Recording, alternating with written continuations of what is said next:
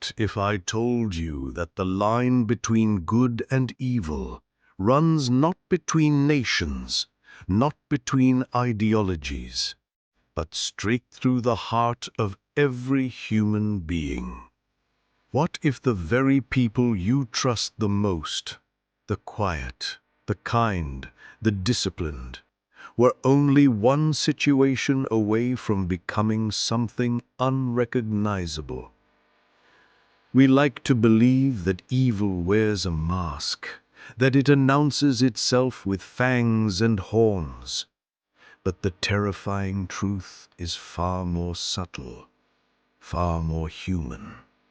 This is the Lucifer effect, a psychological phenomenon that doesn't speak of monsters, but of men, of women, of children, of the terrifying ease with which ordinary people, people like you, can be led to commit unspeakable acts when the conditions are just right.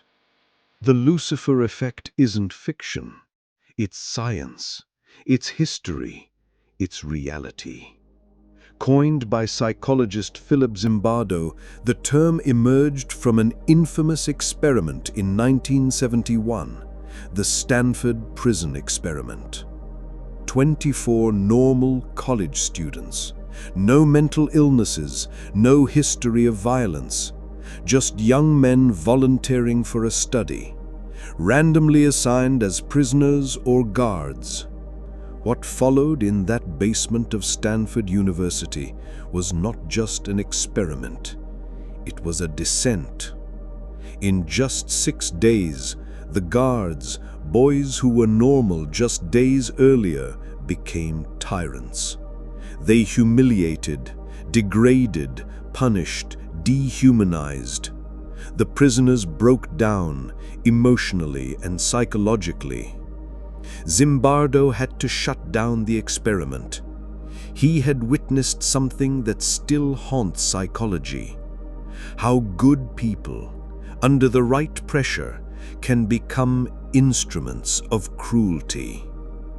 And this is the Lucifer effect. Not because anyone was born evil, but because they were human.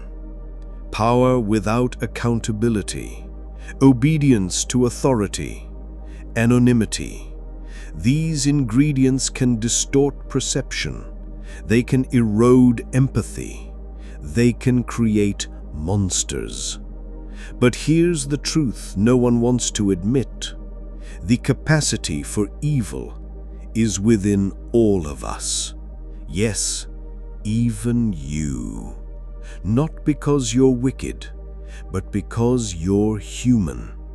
Because the brain you carry, the one that loves, dreams, and helps, is also capable of detachment, dominance, and destruction. It's the same brain that built hospitals and gas chambers. The same hands that plant seeds can also pull triggers. Evil doesn't arrive as a storm. It seeps in like fog. It whispers in terms of duty, of survival, of just doing my job. It thrives in systems, in silence, in the bystander effect. And the most dangerous belief you can hold is this: I would never do that. Because the moment you believe you're immune is the moment you become blind to your own vulnerability. History is full of horrors committed by people who thought they were right, who thought they were good. People who smiled at their children in the morning and signed orders of genocide in the afternoon. How does this happen? De-individuation, dehumanization, groupthink. When you strip away identity, when you stop seeing people as individuals, you remove the brakes on cruelty. When they become numbers, enemies, subhuman, empathy dies. And in its place comes policy, comes obedience, comes horror. But don't be mistaken. Evil isn't just systemic. It's also intimate. It's in the father who hits his child behind closed doors, the colleague who bullies in silence, the influencer who lies for fame, the police officer who abuses power, the lover who manipulates in the name of love. Evil doesn't need horns. It wears uniforms, suits, robes. Sometimes it even wears a smile. So what does this mean? Are we doomed? Are we all ticking time bombs waiting for the right conditions? Not quite. Because within the Lucifer effect lies also the power of resistance. Zimbardo didn't just stop at exposing evil, he explored heroism. He found that while some people conform to cruelty, others resist it powerfully. Not because they're saints, but because they stay aware. They recognize the slippery slope. They speak up when it's unpopular. They question the system. They refuse silence. Heroes are not born. They are made in the moment when they choose courage over comfort, awareness over ignorance, responsibility over passivity. You see, the Lucifer effect is not just a warning, it's a mirror. It shows you the shadow you carry and the light you can choose. So how do you resist your dark side? You start by watching your thoughts, especially the small ones, the moments you dehumanize, the jokes you make at someone's expense, the pleasure you take in someone else's pain. You hold yourself accountable, even when no one is watching, especially when no one is watching. You surround yourself with people who question, not just follow. You nurture empathy like a muscle. You speak up early, not when it's too late. The world doesn't need more good intentions. It needs more good awareness. Because evil isn't always loud. Sometimes it looks like silence. Sometimes it looks like doing nothing when something should be done. And sometimes it looks like you, when you forget who you are. The Lucifer effect isn't a curse, it's a call. A call to stay conscious, to stay human, to stay awake in a world that constantly lulls us into sleepwalking.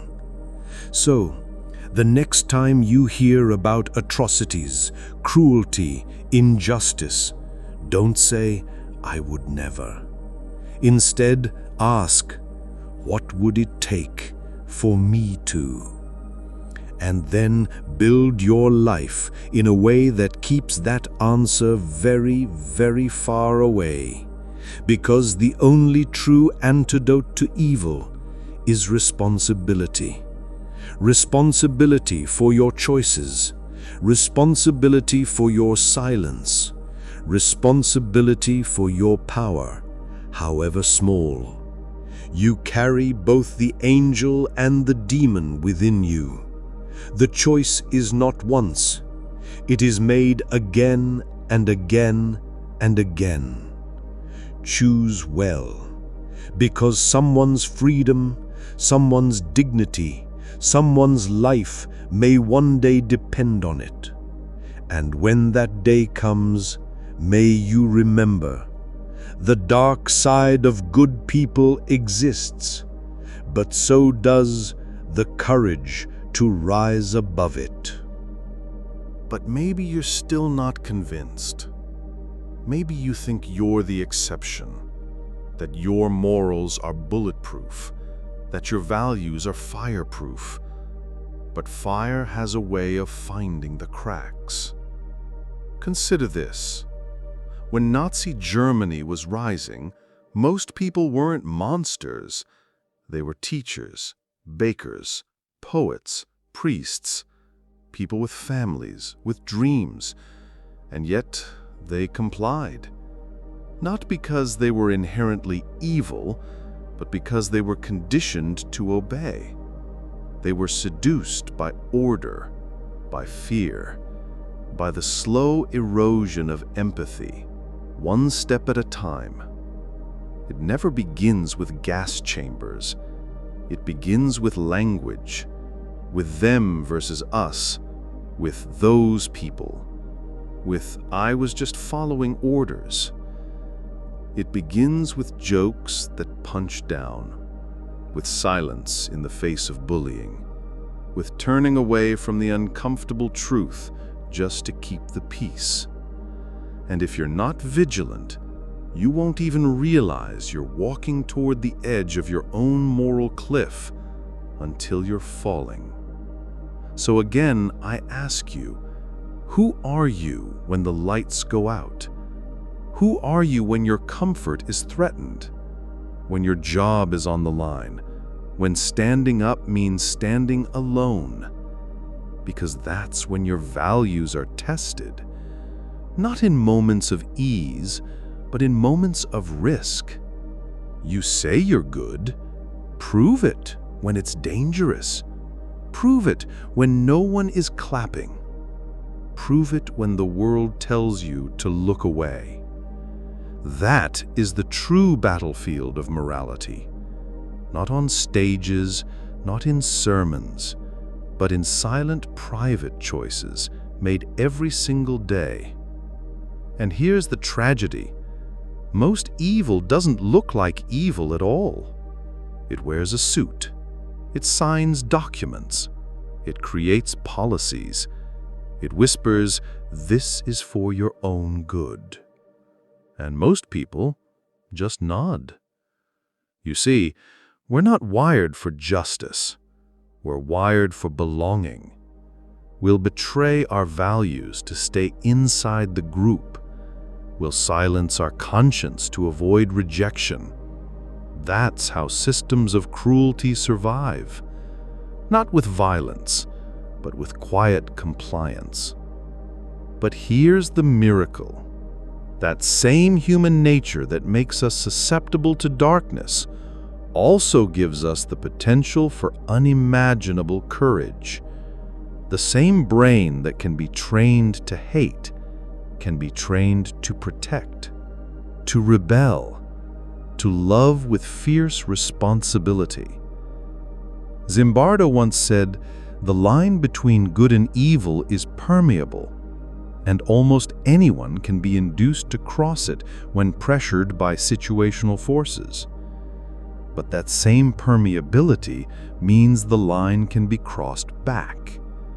Redemption is possible. Awareness is possible. Change is possible. But it begins with brutal honesty. It begins by admitting that you are not above evil, that under the wrong conditions, you too could fall, and that only through humility, vigilance, and empathy can you resist the gravity of the dark. So what does this mean for your life? It means you must stop outsourcing morality. Don't wait for leaders to lead. Don't wait for systems to fix themselves. You are the system. You are the beginning of the change you seek. Be the one who intervenes. Be the one who questions. Be the one who walks away from laughter that feels wrong. Be the one who chooses discomfort over complicity. Because there is no such thing as neutrality when injustice is present. Silence is a side, and ignorance is a decision. Now listen closely. You will be tested, not once, not twice, but 1,000 times throughout your life, in your relationships, in your career, in your community. and in your own mind, where the darkest voices often whisper. But when that test comes, you won't be ready because you memorized a quote. You'll be ready because you practiced, because you built your inner fortress brick by brick, with reflection, with shadow work, with conscious living, with the courage to confront the parts of you that you wish didn't exist. The Lucifer effect is not a condemnation. It is an invitation to stop pretending you're purely good, to stop fearing your darkness, to integrate, to become whole. Carl Jung said it best: one does not become enlightened by imagining figures of light, but by making the darkness conscious. So meet your shadow, shake its hand, study its moves, and then rise above it. This is how you defeat evil, not with denial, but with awareness, not with hate, but with relentless self-responsibility. Because when you know the darkness in yourself, you will see it in others, you will understand it, and you will no longer be controlled by it. You will be free. And freedom, true freedom, isn't just doing what you want. It's doing what's right when it costs you everything. So let the world call you naive. Let them say you're too intense. Let them laugh. Because one day, when the moment comes, when the pressure builds, when the mask slips, you'll be the one who sees. You'll be the one who speaks. You'll be the one who remembers that the darkest side of good people is not their capacity for evil. It's their refusal to admit it exists. But you are not like them. You have looked into the abyss and did not blink. And that makes all the difference.